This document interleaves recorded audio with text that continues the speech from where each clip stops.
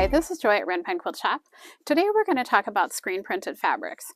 I had an opportunity a while back to spend some time at the Moda warehouse in Dallas, and I learned some interesting things about screen printed fabrics that I didn't know, and I thought it would be fun to share those things with you guys. So the first thing I want to talk about is the screens themselves. Most of the time they're 24 inches wide, sometimes 36. 24 is the most common size. And I always thought that the screens had straight edges, that they were a rectangular screen. One thing I found out when I was there is that the screens don't have straight edges, which makes sense because it would be harder to match things up. So this screen would have an irregular edge. This is the fabric that this screen contributes towards the printing, along with a bunch of other screens. This is one of them. And the screen would not have a straight edge.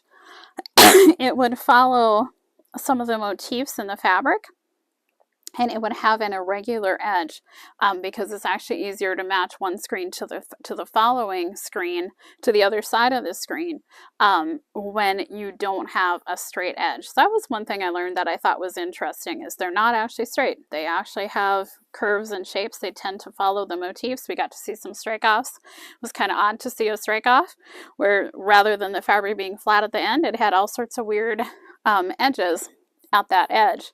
Now I'm going to flip this over. There's a close-up of part of this screen on the back side. So the blue area is an area that dye will not pass through, and the cream area, what looks kind of yellow, is an area where the dye will pass through.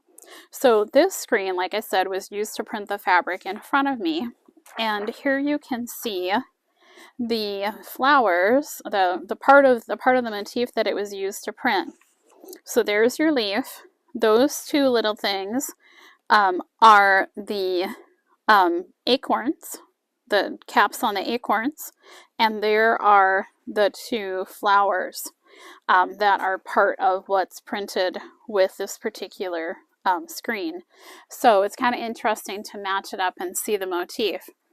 So the screens are set up so that there is a screen for at least one screen for all the different colors that are used in a fabric. So when you look at your fabric salvage, you can always see all the different colors that are used in the fabric. And like I said, there'll be at least one screen for every single color that is used. So when you start out printing the fabrics, you start out and you apply a color with one screen. Then you add a second screen and a third screen and a fourth screen till you have all of your screens applied, and the color builds up in layers. And this picture is a super interesting one, I think, to see.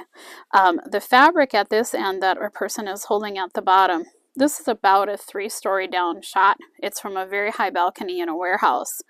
And you can see one screen, there's the second, the third, the fourth, all of the screens being added, and you can see the color just starting to build up in layers. There's some little dots here that you can see. Those are screen numbers. You can see them a little more up here.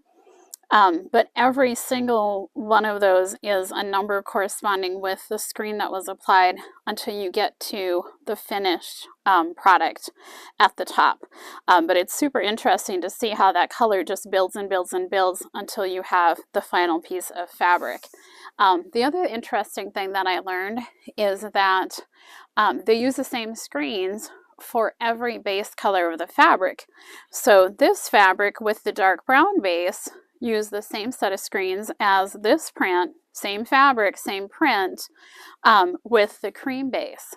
And I did not know that they could use the same screens. Makes sense, I guess, when you think about it, but they can use the same screens for all of the different base colors. So a lot of customers wonder why, when they buy a piece of grunge fabric, the salvage, all it says is the print number, the number that's associated with a basic grunge, and it doesn't have the color number.